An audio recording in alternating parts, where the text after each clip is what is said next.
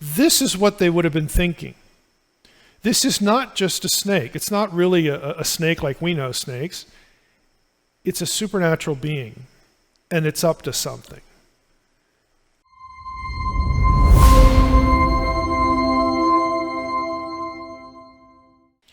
Third question, how would ancient people have read the story? And this is at the point at which I think our modern elitism sort of clouds our judgment. We presume that, well, people living, 2,000 years ago or 3,000 years ago, they would have read this story and really thought that they were talking snakes. Really?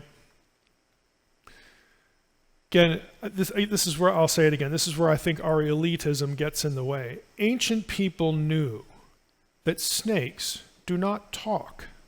They weren't stupid. Okay, they knew that animals didn't talk. And so when they encounter this in a story, when they encounter this in a poem, when they encounter this in some, epic that tells their story, they're not going to think, wow, there must have been a time when snakes talked.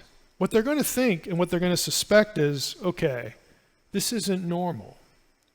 The gods must be up to something. There's something going on with this animal. It's either a disguise, it's a deity that comes in this form, but there's something going on here because this isn't the way things work. So the gods have entered the picture because they don't play by any of the rules of normal nature or human experience. The gods don't play by those rules. So an ancient person from Egypt, when they read, stories, let's just click out to a few things. When they read one of their stories about, animals that talk, they're going to, again, intuitively know that there's something supernatural going on. So this is from the Zondervan International Biblical Backgrounds Commentary. And I just want to read you a few sections here. Serpents in Egypt are also connected with occult wisdom. The Uraeus is sometimes invoked as a magician. The Uraeus, again, is that serpentine figure that's like on the Egyptian crown and in other pieces of Egyptian art. In this regard, it may be no coincidence that the Hebrew word used for snake here, nachash, evokes the similar sounding and perhaps etymologically related verb, nachash, meaning to give omens, again, to practice divination. Many gods, especially the primeval gods, were represented in serpent form. Again, an Egyptian reading one of their texts, when they encounter this is what they would have been thinking.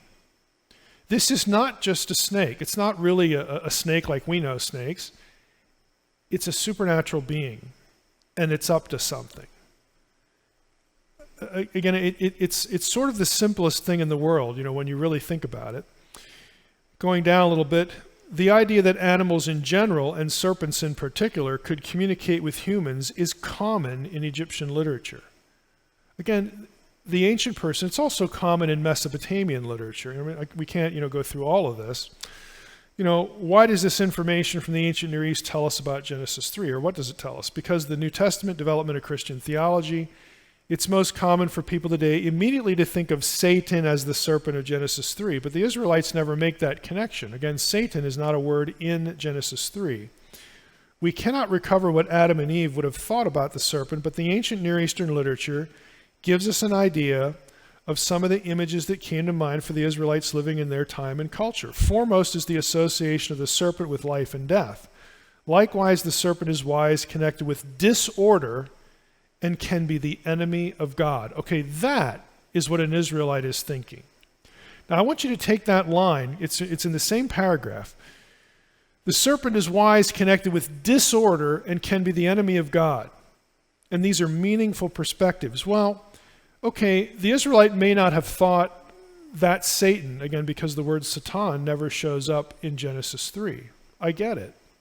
It's obvious. If you're looking at the Hebrew text, it's very obvious.